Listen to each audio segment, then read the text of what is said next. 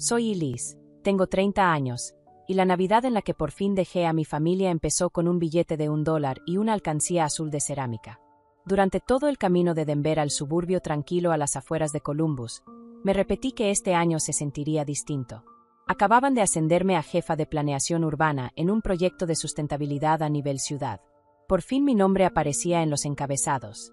Había envuelto regalos pensados, una agenda de cuero para mi papá, Grant, los guantes de cashmere que mi mamá, Susan, había señalado en un catálogo meses antes. Incluso le había comprado a mi hermana Scarlett la cámara de cine vintage que llevaba un año insinuando que quería. A mis 30 años seguía intentando comprar el momento en que alguien en esa casa me mirara como la miraban a ella. Me estacioné detrás de la camioneta de mi papá justo cuando la última luz desaparecía del cielo.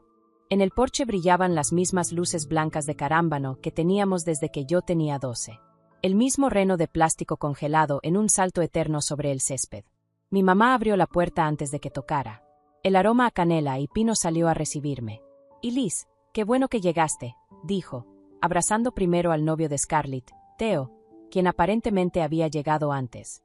A mí me dio el abrazo rápido que reservaba para la gente que podía arrugarle el suéter. «Pasa, pasa. Tu hermana baja en un minuto». Caminé con mis maletas más allá de las escaleras. Mi antigua recámara se había convertido en cuarto de visitas a medias bodega. Cajas etiquetadas Navidad y impuestos alineaban una pared. Mi vieja cama individual estaba arrinconada como si molestara. El cuarto de Scarlett, en cambio, seguía intacto, un santuario a cada fase por la que alguna vez pasó. Abajo, entré en la rutina de siempre. Pelar papas mientras mi mamá movía la salsa, rellenar el hielo antes de que alguien lo pidiera, recoger abrigos. Theo estaba junto a la chimenea enseñando en su celular fotos de un viaje a Islandia que mis papás habían pagado. Scarlett apareció con un vestido de seda verde que le habían regalado el mes pasado, riéndose de algo que dijo mi papá mientras él le servía vino sin pensarlo. Esperé a que alguien preguntara por el ascenso del que ya había hablado 2 veces por teléfono. Nadie lo hizo. Más tarde, cuando llegaron los primos y la casa se llenó del ruido cómodo de la gente que sí pertenece, mi papá se puso de pie y carraspeó. «Tenemos otra sorpresa este año», dijo, sonriendo como solo sonreía para Scarlett. «Algo para la niña que nos hace sentir orgullosos todos los días». Le entregó una cajita de terciopelo. Dentro había un control de auto. Afuera, bajo la luz del sensor, estaba una Jeep Grand Cherokee plateada, nueva, con un moño rojo del tamaño de una antena parabólica. Scarlett gritó, de verdad gritó, y se les colgó del cuello a ambos. Theo lo grabó. Los ojos de mi mamá brillaron con lágrimas de alegría. Yo me quedé en el porche, con el abrigo cerrado hasta arriba, observando la misma escena de siempre, repetida en 100 versiones desde que tengo memoria.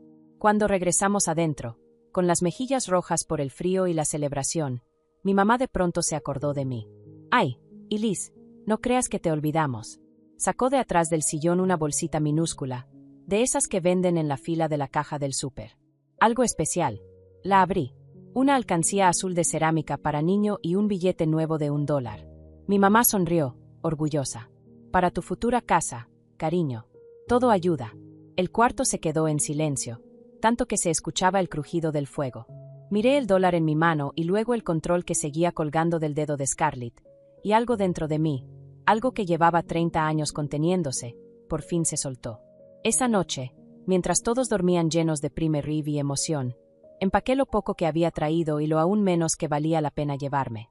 Dejé la alcancía en el tablero de mi Subaru de 7 años como una nota de despedida que nadie entendería todavía. Cuando empezó a caer la nieve, yo ya iba lejos. Tenía 8 años cuando nació Scarlett. El embarazo de mi mamá fue difícil, reposo absoluto, hospitalizaciones, miedo que se quedaba flotando en la casa como humo. Cuando mi hermana por fin llegó, pequeña, roja, perfecta, la sensación de alivio era tan espesa que se podía masticar. Mis papás la miraban como si fueran testigos de un milagro. Yo recuerdo estar de puntitas junto al Moisés, esperando a que alguien notara que yo también estaba ahí. Nadie lo hizo. Desde ese día, las reglas fueron claras. Scarlett era frágil. Yo era fuerte. Ella necesitaba. Yo proveía. Ella brillaba. Yo me aseguraba de que la luz siguiera encendida. A los 10 ya cocinaba cuando mi mamá estaba agotada por las infecciones del oído de Scarlett. A los 12 me perdí a mis propias ceremonias de honor, porque alguien tenía que cuidarla mientras mis papás la llevaban a clases de arte privadas. «Eres nuestra niña responsable», decía mi papá, despeinándome como si eso explicara todo. «Scarlett es la soñadora. Ella necesita más». Aprendí a tragarme la decepción como otros niños tomaban vitaminas, diario, sin agua, porque era bueno para mí. La universidad fue la hoja de cuentas más clara. Yo trabajaba 2 empleos, mantenía promedio perfecto y me gradué con un título en planeación urbana y $42,000 de deuda. Scarlett cambió de carrera 4 veces, estudió fotografía en Florencia un semestre pagado por mis papás y volvió con cabello decolorado por el sol y 1000 historias que nadie me pidió igualar.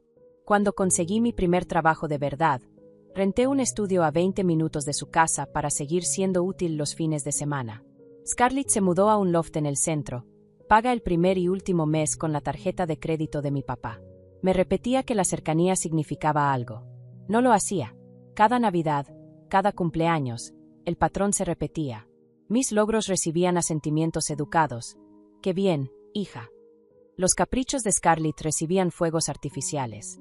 Yo llevaba una cuenta mental que fingía no llevar. Estaba cansada de fingir que no dolía. Este año había manejado 6 horas bajo aguanieve diciéndome que ya lo había superado, que había hecho las paces, que a mis 30, exitosa y autosuficiente, ya no necesitaba su aplauso. Pero cuando vi a mi hermana correr alrededor de ese jeep en la entrada, agitando las llaves bajo la luz del porche, y luego abrí mi propio regalo para encontrar una alcancía infantil y $1, algo dentro de mí se quebró en 2. No era rabia. Aún no. Era una certeza fría y cristalina. Ellos no iban a cambiar. Ni siquiera veían que había algo que cambiar. Me quedé mucho rato en la nieve después de que todos entraron, dejando que el viento me entumiera la cara. Mi teléfono vibró, seguramente mi mamá preguntando por qué no había entrado a ayudar con el chocolate caliente. No lo revisé. Estaba ocupada dándome cuenta de que la niña que se paró de puntitas junto al Moisés llevaba 30 años esperando que alguien levantara la mirada y dijera: «Ahí estás». Nadie lo hizo. Nadie lo haría. Ahí entendí algo. Si quería que me vieran, tendría que caminar lo suficientemente lejos para obligarlos a voltear. Volví a entrar cuando el frío se había metido hasta los huesos.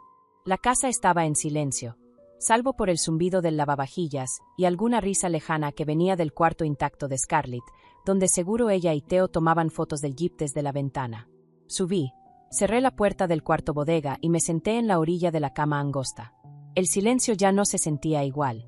Ya no era el de siempre, este silencio había estado esperando, como el momento justo antes de que el mazo del juez caiga. Saqué mi teléfono y llamé a Summer. Contestó al segundo timbrazo. «¿Qué tal el circo familiar?», preguntó. Mi voz salió más pequeña de lo que esperaba. Le dieron a Scarlett una camioneta. A mí, una alcancía y $1. Hubo un segundo de silencio. Luego, la inhalación suave y furiosa de Summer. «¿Y Liz?» «Ya terminé», susurré. «De verdad ya terminé». «Entonces vente», dijo sin dudar. «El cuarto extra es tuyo. Denver está a 4 horas en cuanto limpien las carreteras. Tienes una oferta de transferencia permanente en la oficina del centro. Tú lo sabes». Lo sabía. Lo había rechazado 2 veces porque quedarme cerca me parecía lo responsable, lo bonito, lo correcto. Miré el cuarto que ya no era mío desde hacía años. Cajas de adornos navideños apiladas donde antes estaba mi escritorio, una cama individual con un edredón que yo no escogí. Mis anuarios de la prepa estaban en alguna de esas cajas, probablemente sosteniendo los platos navideños viejos de mi mamá. Pensé en todas las noches que dormí ahí de adolescente, escuchando a mis papás reír abajo mientras ayudaban a Scarlett con algún proyecto que olvidarían al día siguiente. Pensé en la forma en que la cara de mi mamá se iluminaba cuando Scarlett entraba a una habitación. En cómo la mano de mi papá siempre iba instintivamente a la espalda baja de mi hermana, guiándola, protegiéndola, orgulloso. Había pasado toda mi vida tratando de ganarme una luz que nunca estuvo pensada para mí. La revelación no vino con gritos ni lágrimas. Fue más silenciosa, como soltar algo que había cargado tanto tiempo que olvidé que pesaba. Abrí un closet y saqué una cajita de recuerdos que había escondido en el estante más alto hace años. La brújula vieja de mi abuelo, una foto de mi graduación universitaria tomada por un desconocido porque nadie de mi familia fue, el primer cheque de mi primer trabajo real. Cosas que probaban que yo había existido fuera de su órbita. Empaqué solo lo que cabía en un duffel y la caja de madera. Luego saqué una hoja de papelería del escritorio. Mi mamá seguía comprando las mismas hojas azul pálido con violetas dibujadas, y escribí 4 líneas. Esta noche vi con absoluta claridad que nunca voy a importar aquí de la manera en que lo necesito. Me voy a donde pueda respirar. Por favor, no me sigan hasta que estén listos para verme. Y Liz. La dejé en la isla de la cocina, junto al montón de envolturas de regalos, justo donde alguien la encontraría con el café de la mañana. Me llevé también la alcancía, no por despecho. No sé bien por qué. Solo, se sentía importante, como evidencia. Afuera comenzaba a nevar, copos suaves, constantes, que tragaban el sonido. Rasqué el parabrisas con manos temblorosas, puse la alcancía en el asiento del pasajero, mirándome con esos ojos pintados y vacíos, y salí de la cochera sin mirar el retrovisor. 4 horas a Denver. 4 horas para averiguar quién era yo cuando ya nadie necesitara que sostuviera nada.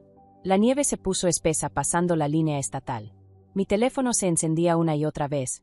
Mamá, papá, Scarlett, números desconocidos. Dejé todas las llamadas ir al buzón. Como a las 2 de la mañana, entré a un diner casi vacío porque los limpiaparabrisas ya no podían con la tormenta y los ojos me ardían. El lugar olía a café quemado y grasa de tocino. Solo había otro cliente, un señor con gorra de John Deere, y una mesera de cabello grisáceo cuyo gafete decía Deline. Sirvió café sin preguntar. «Traes cara de que estás huyendo de algo, cariño». Solté una risa que sonó como vidrio rompiéndose. 30 años, dije. Deline se metió a la cabina conmigo, dejó un pedazo de pay de manzana tibio entre nosotras, y escuchó mientras le contaba del jeep, del dólar, y de la niña que se paraba de puntitas junto a un Moisés esperando ser vista. Lloré en silencio sobre el café. Ella no intentó arreglar nada. Solo dijo: a veces lo más valiente que hace una mujer es decidir que la historia ya no va a escribirle el final. Cuando me fui, guardó el resto del pay en una cajita y me hizo prometer que avisaría cuando llegara a Denver. Le dejé $20 de propina en una cuenta de 7. 1 hora después, la tormenta cedió. Bajé un poco la ventana para que el aire frío me mordiera la cara y me mantuviera despierta. En algún punto de la oscuridad, con la alcancía sonando suavemente a mi lado, empecé a hablar en voz alta. No para ellos. Ya no. Le hablé a la niña de 8 años que cocinaba mientras su mamá lloraba por un bebé con cólico. A la de 12 que regresó caminando sola desde la ceremonia de honor porque Scarlett tenía un recital. A la de 22 que abrió su estado de cuenta de préstamos estudiantiles en un pasillo del dormitorio y fingió que no le dolía. A todas les dije lo mismo. Ya terminamos de esperar. Nos vamos. Van a tener que levantar la mirada para vernos. Las palabras salieron torpes al principio, luego más ciertas con cada milla.